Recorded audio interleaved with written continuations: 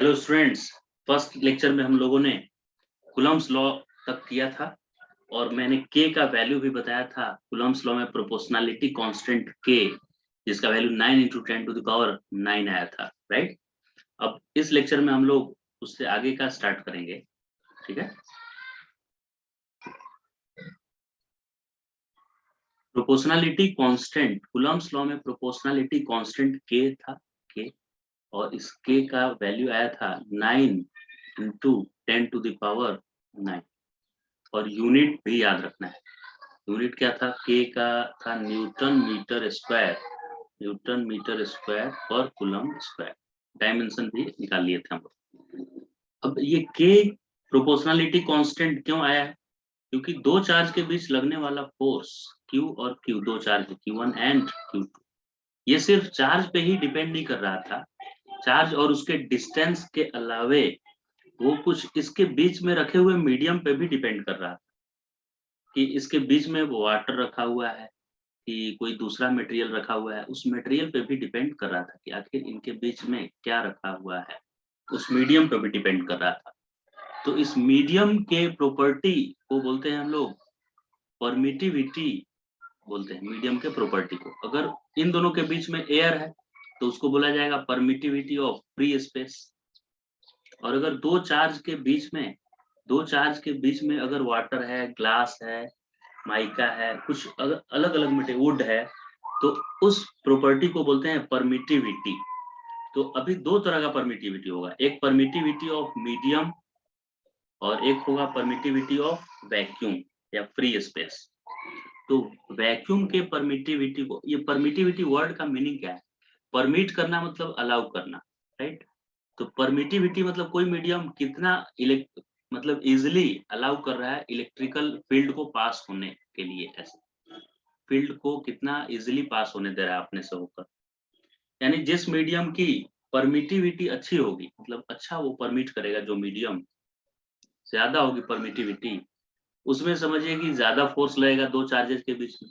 और जिसकी परमिटिविटी कम होगी, वीक होगी जिस मीडियम की, उस मीडियम को रख देने से दो चार्ज के बीच कम फोर्स लगेगा, मतलब वो परमिट नहीं कर रहा है, एक चार्ज के फील्ड को आगे बढ़ने नहीं दे रहा है, दूसरे पे फोर्स लगाने से रोक रहा है। तो कौन सा मीडियम कितना इजीली परमिट करता है, कितना अच्छे से परमिट करता है, उस बेसिस पे परमिटिविटी डिफाइन किया गया। वैक्यूम का देखा गया कि वैक्यूम कितना परमिट करता है। वैक्यूम की परमिटिविटी होती है 8 पॉइंट, ये नंबर भी याद रखना है, 8.85 इंटू 10⁻⁻12। और वैक्यूम के अलावे कोई अगर दूसरा मीडियम है तो उसके परमिटिविटी को ओनली एप्सिलॉन लिखते हैं, ओनली एप्सिलॉन। और एक और तीसरा भी सिंबल है जिसको एप्सिलॉन आर हम लोग बोलेंगे, और एप्सिलॉन आर को बोलते हैं रिलेटिव परमिटिविटी, रिलेटिव परमिटिविटी।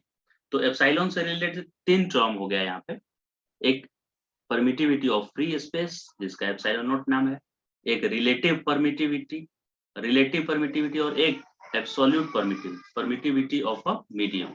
इन तीनों में रिलेशन ऐसा कुछ है, एप्सिलॉन नॉट और एप्सिलॉन आर मल्टीप्लाई करने पे आ जाता है एप्सिलॉन।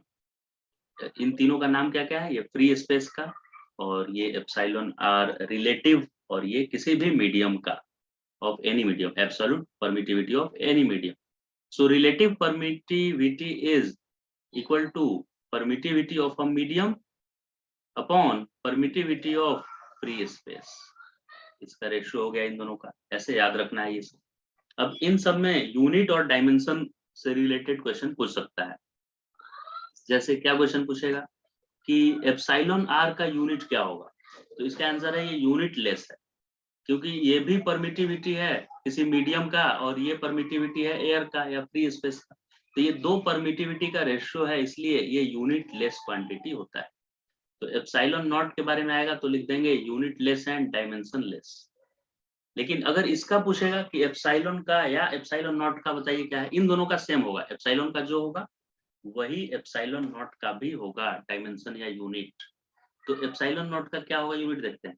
तो जो फॉर्मूला हम लोग सीखे थे F = 1/4, F = क्या सीखे थे पहले हम लोग, K Q1 Q2/R², ऐसे सीखे थे। F = K Q1 Q2 by R square. अब इस k को ही, इस कांस्टेंट को, प्रोपोर्शनलिटी कांस्टेंट ही है जो डिसाइड कर रहा है कि मीडियम कितना अलाउ कर रहा है फोर्स लगाना। तो k को लिखते हैं 1/4 pi epsilon naught. k equal to होता है 1/4 pi epsilon naught Q1 Q2 upon R square, ऐसे लिख दिए। अभी 4 पाई का तो कुछ यूनिट होगा नहीं, 4 पाई का यूनिट नहीं रहा कुछ भी। फिर एप्सिलॉन नॉट को इधर लेकर चले जाइए, एप्सिलॉन नॉट को इधर लेकर चले गए लेफ्ट साइड में। ओके, तो f क्या इधर डिवाइड हो जाएगा, f आकर इधर डिवाइड हो जाएगा एप्सिलॉन नॉट को उधर ले जाने से। तो एप्सिलॉन नॉट के जगह पर हम लिख पाएंगे Q1 Q2 upon Q1 Q2 divided by, ये Q1 Q2 रहा है, f इधर आकर डिवाइड हो गया, आर स्क्वायर तो पहले से यहाँ था और f भी डिवाइड हो गया। तो बस देखिए यूनिट बन गया। यूनिट क्या आया, कूलम्ब स्क्वायर। ऊपर में दो चार्ज है तो कूलम्ब स्क्वायर, और नीचे आर स्क्वायर और एक फोर्स है, तो फोर्स के लिए न्यूटन और आर स्क्वायर की जगह पर मीटर स्क्वायर। तो यूनिट ऑफ एप्सिलॉन नॉट और only epsilon is coulomb square पर न्यूटन मीटर स्क्वायर। अब डायमेंशन आप निकाल पाएंगे क्या, एप्सिलॉन नॉट का डायमेंशन ट्राई कीजिए निकालने के लिए, नहीं होगा तो फिर हम बताएंगे कैसे फाइंड करेंगे डायमेंशन ऑफ एप्सिलॉन नॉट। तो एप्सिलॉन नॉट का डायमेंशन निकालने जा रहे हैं हम लोग। तो अभी अभी एप्सिलॉन नॉट का फॉर्मूला आया था Q1 Q2 डिवाइडेड बाय, ये Q1 Q2 आया था और डिवाइडेड बाय ये f इधर डिवाइड हो गया था आपका, f डिवाइड हो गया था नीचे, f स्क्वायर हुआ था शायद, f स्क्वायर, ये r स्क्वायर इधर गया, f नीचे आया, नहीं ओनली f था, ओनली f था सिर्फ, राइट हाँ, ये था ऐसा Q1 Q2 upon f। Q1 का डायमेंशन अगर लिखें तो डायमेंशन में a t लिखते हैं हम लोग, क्योंकि फंडामेंटल करंट को लिया गया है, चार्ज को फंडामेंटल नहीं लिया गया है। a इंटू टी, दो बार क्यों लिखा, क्योंकि Q1 Q2 था, तो Q1 Q2 upon F R square, F भी है और आर स्क्वायर भी है, तो एफ के लिए m l t minus 2 force का हो गया, और आर स्क्वायर के लिए l स्क्वायर a स्क्वायर।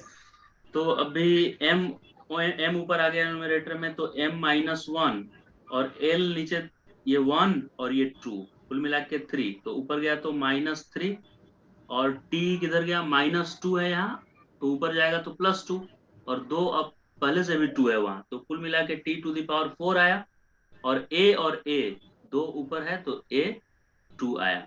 तो इतना डायमेंशन हो गया। ये बहुत इंपॉर्टेंट क्वेश्चन है, डायमेंशन निकालने के लिए आता है इसका, एप्सिलॉन नॉट का। तो एप्सिलॉन नॉट का ये डायमेंशन हो गया। Coulomb's law in vector form, ये बहुत इंपॉर्टेंट क्वेश्चन है, 3 मार्क का क्वेश्चन आता है, right Coulomb's law in vector form. तो इसको Coulomb's law in vector form लिखने के लिए क्या क्या इंपॉर्टेंट पॉइंट ध्यान में रखना है हम लोग को, यहाँ पे मैं बता रहा हूँ आपको, ध्यान से देखिएगा। फर्स्ट ये याद रखना है कि यहाँ पे जो सिंबल इन लोग यूज किए हैं उसमें position vector of charge Q1 के लिए R1 लिखा हुआ है। ये R1 का लिखने का मतलब है कि R1 के ऊपर ऐसे वेक्टर लगा हुआ है। एनसीईआरटी में वेक्टर एरो नहीं लिखता है, ऊपर एरो लगाने के बदले में उसको थोड़ा हाईलाइट कर देता है, ज्यादा डार्क कलर से लिख देता है R। तो ये सब जैसे लिखा हुआ है एंड Q1, ये Q1, ये Q2, ये सब थोड़ा लाइट कलर, और R1 को डार्क कलर से लिख दिया है, मतलब आपको समझना है कि उसके ऊपर वेक्टर लगा हुआ है। So what is R1? R1 is position vector of charge 1। Charge 1 यहाँ पे दिख रहा होगा, ये चार्ज 1 है, इसको ओरिजिन लिया गया है, ओरिजिन। तो इस ओरिजिन पे 0 0 होता है, x भी 0 y भी 0 यहाँ पे। इसके रिस्पेक्ट में उधर की तरफ ऐसे ऐसे एरो है R1 का। वैसे ही दूसरा चार्ज का पोजीशन वेक्टर R2 है, तो उसको भी हम R2 वेक्टर लिखेंगे, ऐसे वेक्टर। इसको भी इन्होंने R2 यहाँ पे लिख दिया है सिर्फ। तो ये भी समझना है कि इसके ऊपर वेक्टर लगा हुआ है। दो बात हो गया, R1 R2 पोजीशन वेक्टर हो गया, मतलब ओरिजिन के रिस्पेक्ट में उसका वेक्टर फॉर्म को बोलते हैं पोजीशन वेक्टर। थोड़ा और हम डिटेल में आपको बताएं क्या पोजीशन वेक्टर है। तो देखिए, अगर ये ओरिजिन है 0, 0 और यहाँ पे कोई पॉइंट है, एक चार्ज यहाँ पे रखा हुआ है, जिसका कि x कोऑर्डिनेट 2 और y कोऑर्डिनेट 3 है, ऐसा है। तो ओरिजिन से इस लाइन को जो ज्वाइन करते हैं ना हम लोग, ऐसे एरो दे देते हैं, और ये पॉइंट अगर A है तो ओ ए वेक्टर को ही लिखा जाता है पोजीशन वेक्टर। और इसको लिखा क्या कैसे जाएगा, तो 2x कोऑर्डिनेट, तो x कोऑर्डिनेट में i कैप लगा दिया जाता है 2i कैप, और जो y कोऑर्डिनेट होता है उसमें j कैप लगा दिया जाता है, तो 3j कैप। सो 2i cap plus 3j cap, ये पोजीशन वेक्टर हो गया इस पॉइंट चार्ज का। यानी ए पॉइंट पे जो चार्ज रखा हुआ है उसका पोजीशन वेक्टर हुआ 2i cap plus 3j cap. तो पोजीशन वेक्टर समझ गए, किसी भी वेक्टर को i कैप j कैप में लिखने को ही बोलते हैं कि वो पोजीशन वेक्टर है उसका। अब फर्स्ट चार्ज का पोजीशन वेक्टर को r1 लिया है इन्होंने, और सेकेंड चार्ज के पोजीशन वेक्टर को लिया गया है r2। आगे का सिंबल क्या है इसमें, we denote force on q1 due to q2 by F12। Next important point note करने वाली बात ये है, q1 ड्यू टू q2, यानी q2 जो फोर्स लगाएगा q1 के ऊपर उसको F12 लिखना है। तो इसको भी नोट डाउन करेंगे। F12 वेक्टर का मीनिंग होगा, इसका मीनिंग पूरा लिख रहे हैं, पूरा सेंटेंस, क्योंकि मेन यही है। फोर्स F12 को क्या लिखा हुआ है, denote force on Q1 due to Q2, यानी फर्स्ट जो है इस पे फोर्स लग रहा है, फोर्स ऑन Q1। अब ड्यू टू तो समझ ही जाएंगे, सिर्फ फर्स्ट में जो वन, सबसे पहले जो वन मिलेगा F के साथ उस पे फोर्स लग रहा है, ये समझना है, फोर्स ऑन Q1, ये भी समझ गए। फिर ये R21 तीसरा सिंबल है, R21। तीन बात याद रखना है, एक रखना है R1, R1 का मतलब है पोजीशन वेक्टर 1, R2 का मतलब है पोजीशन वेक्टर ऑफ चार्ज 2। दूसरा बात क्या ध्यान रखना है, F12, F12 सिंबल का क्या मतलब है, force acting on one, force acting on one due to 2। और तीसरा सिंबल है कि R21 का क्या मीनिंग होगा, R21, R21 रिलेटिव वेलोसिटी में हम लोग जानते हैं कि होता है R2 माइनस R1। R21 क्या होता है, या वही AB equal to VA minus VB होता है। तो वैसे ही R21 को लिखेंगे R2 माइनस R1। और R2 माइनस R1 क्या है, वेक्टर का रूल अगर याद है आपको, तो R2 माइनस R1 देखिए क्या होगा, ये R2 और ये R1। R2 माइनस R1 करने से कौन सा वेक्टर मिलेगा, 1 2 मिलेगा कि 2 1 वेक्टर मिलेगा, ये देखना, 2 से 1 कि 1 से 2। तो लिखा है द वेक्टर लीडिंग फ्रॉम 1 से 2, यानी Q1 चार्ज से Q2 चार्ज, ऐसे वेक्टर जो जा रहा है उसको लिखा जाएगा R2 माइनस R1। और थोड़ा डिटेल में इसको भी बता देते हैं, कोऑर्डिनेट सिस्टम लेकर, यहाँ पे एक कोऑर्डिनेट सिस्टम में ले रहा हूँ, यहाँ पे नीचे देखिए, एक ये y एक्सिस x एक्सिस, ये वेक्टर है A, इसका पोजीशन वेक्टर है R1। फिर दूसरा वेक्टर है B, इसका पोजीशन वेक्टर है R2। तो अगर मुझसे पूछा है कि ए बी क्या होगा, ए से बी की तरफ वाले वेक्टर को लिखिए, ए बी, ए बी। तो ए बी वेक्टर को पता है क्या लिखा जाएगा, R1 माइनस R2 नहीं, R2 माइनस R1 लिखा जाएगा, R2 माइनस R1। वैसे ही अगर बी ए वेक्टर बोलता कि बी से ए की तरफ, बी ए मतलब 2 से 1 की तरफ, 2 से स्टार्ट किए 1 की तरफ है, तो बी से ए को लिखा जाता है, ये पहले लिखेंगे R1 minus R2, R1 minus R2। ध्यान इसमें ये देने वाली बात है कि ए बी वेक्टर को जब लिखने जा रहे हैं तो पहले जो हेड उसका है उसको मैंने लिखा है, R2 को पहले लिखा है, ए बी वेक्टर, राइट। तो वैसे ही यहाँ पे R2 माइनस R1 क्या होगा, तो 2 फाइनल पॉइंट होगा, 2 क्या होगा, फाइनल। तो इसीलिए देखिए इसने लिखा है कि लीडिंग फ्रॉम 1 से 2, फ्रॉम 1 से 2, 1 से 2 अगर जाएंगे तो उस वेक्टर को, 1 से 2 अगर जाएंगे तो उस वेक्टर को लिखेंगे R2 माइनस R1, और इधर सिंबल में लिखेंगे R21। ये सब वेक्टर रूल ऑफ एडिशन में है। तो अब फाइनल स्टेज पे हम लोग हैं, तो R21 का मतलब हो गया R2 माइनस R1, राइट। और ये कहां से कहां की तरफ वेक्टर हुआ है, तो 1 से स्टार्ट होकर 2 की तरफ गया, 1 से 2, क्योंकि R2 पहले लिखे हैं तो ये फाइनल पॉइंट है, ये है final point, final minus initial होता है बस। तो ये फाइनल पॉइंट हो गया R2। वैसे ही R12 को लिखा जाएगा R1 माइनस R2, और चूंकि R1 माइनस R2 है यानी ये वेक्टर 2 से शुरू होकर 1 की तरफ जा रहा होगा, ये 2 फाइनल पॉइंट होगा। कि 1 होगा फाइनल पॉइंट, 1 फाइनल पॉइंट होगा, राइट? क्योंकि ऊपर वाले से देखिए, ऊपर वाले में क्या लिखा है, R2 माइनस R1 लिखा है, तो R2 को मैंने लिया है फाइनल, यानी 1 से 2 की तरफ गया था, ये फाइनल माइनस इनिशियल होता है, फाइनल पॉइंट माइनस इनिशियल। तो R1 माइनस R2 में R1 होगा फाइनल पॉइंट।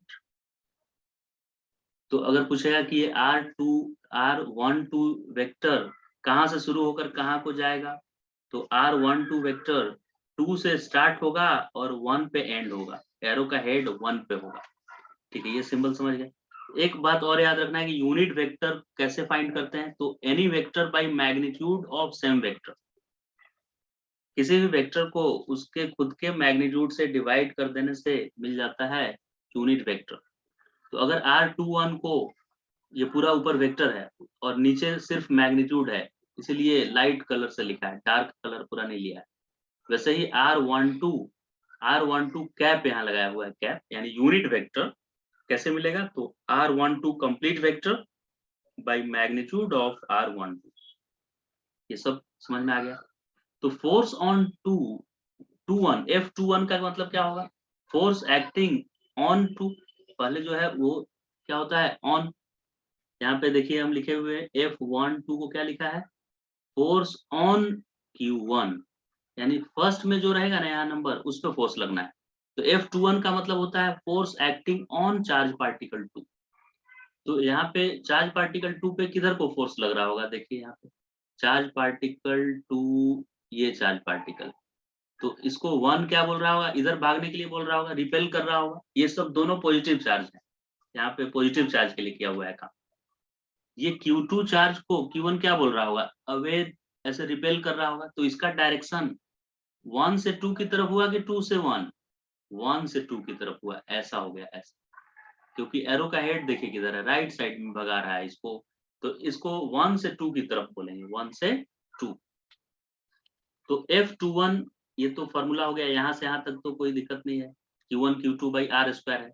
मेन चीज यहाँ पे है, ये क्या लिखेंगे, तो R21 लिखना है, R21, क्योंकि 2 होना चाहिए final point, final minus initial होता है। R21 को ही तो लिखेंगे R2 माइनस R1, तो ये 2 क्या है, फाइनल पॉइंट। तो यहाँ भी देखिए 2 फाइनल पॉइंट है ना, 1 से 2 की तरफ एरो, 1 से 2 की तरफ फोर्स लग रहा है। फोर्स किधर से किधर को लगा, 1 से 2, इसीलिए उसने लास्ट में यूनिट वेक्टर लगा दिया R21 और उसके ऊपर कैप, क्योंकि यूनिट वेक्टर से मैग्नीट्यूड पे फर्क नहीं पड़ेगा, मैग्नीट्यूड तो वही हो जाएगा 1/4 pi epsilon naught Q1 Q2 by R square.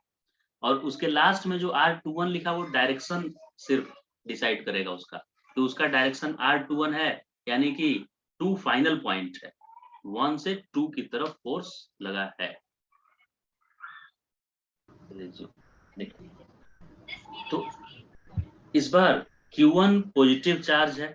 अगर एग्जाम में हमेशा यही नहीं रहेगा सिचुएशन कि बोथ चार्जेज आर पॉजिटिव, वो कोई भी कॉम्बिनेशन दे सकता है। तो अभी मैं क्वेश्चन खुद से दे रहा हूँ कि अगर ये Q1 पॉजिटिव चार्ज होता, पॉजिटिव, और ये दूसरा वाला चार्ज निगेटिव होता, Q2 अगर निगेटिव होता, Q2, तो आपको फाइंड करना है F12 इन वेक्टर फॉर्म में लिखना है F12। F12 का मतलब क्या होता है, फोर्स ऑन 1, यानी 1 पे कितना फोर्स लगा, किसने लगाया, 2 ने लगाया। तो 1 पे कितना फोर्स लगा देखते हैं, ये 1 चार्ज और ये प्लस है और 2 क्या है, माइनस। तो 1 पे तो जो फोर्स लगेगा वो तो अट्रैक्टिव फोर्स लगेगा, यानी ऐसा फोर्स कुछ लगेगा, ऐसा, जिसका वैल्यू, जिसका एरो देखिए 2 की तरफ जा रहा है, ये एरो किधर को जा रहा है, 2 की तरफ, तो ये 1 से 2 की तरफ जा रहा है। तो इसको, इस वेक्टर को लिखते हैं R2 माइनस R1, क्योंकि आपको याद होगा R21 का फॉर्मूला होता है R2 माइनस R1, और यहाँ पे क्या होता है, ये फाइनल होता है, फाइनल माइनस इनिशियल। ये तो ऐसे ही सबको याद रहेगा कि कोई भी चीज हमें लिखते हैं डिफरेंस हम लोग फाइनल माइनस इनिशियल। तो 2 पॉइंट यहाँ पे फाइनल है ना, क्योंकि Q1 को तो ये Q2 अट्रैक्ट करेगा, तो यानी फोर्स उस पे इधर को लगाएगा, इधर अपने तरफ बुलाएगा उसको, यानी फाइनल पॉइंट किधर होगा, 2 होगा। जिस डायरेक्शन में फोर्स लग रहा है वो डायरेक्शन 1 से 2 की ओर है, यानी ये एरो कहाँ पे जाकर खत्म हो रहा है, 2 पे। तो फाइनल 2 है, फाइनल 2 है, इसलिए R2 माइनस R1 लिख देंगे, और R2 माइनस R1 को R21 बोलते हैं। अब बस आंसर आ जाएगा, फॉर्मूला लिख देंगे F12 F12 equal to constant K Q1 Q2 upon, अब यहाँ पे क्या लिखना है मुझे, R21 लिखना है, मेन यही है, ये देखिए R21 लिखना है, इसके मैग्नीट्यूड का स्क्वायर, और यहाँ पे एक यूनिट वेक्टर लिख देंगे 21 कैप, बस यही आंसर हो गया इसका। अब इतना तो मैग्नीट्यूड बता रहा है कि कूलम्ब्स लॉ के अकॉर्डिंग ये इतने मैग्नीट्यूड का फोर्स रहेगा, और ये बता रहा है कि ये किस डायरेक्शन में फोर्स लगेगा। R21 ये बता रहा है कि R21 का मतलब क्या है, R2 माइनस R1, यानी ये फोर्स लग रहा है उस एरो की तरफ जिसका फाइनल पॉइंट 2 पॉइंट है, यानी कि ऐसा फोर्स लग रहा है, 2 की तरफ ये फोर्स लग रहा है।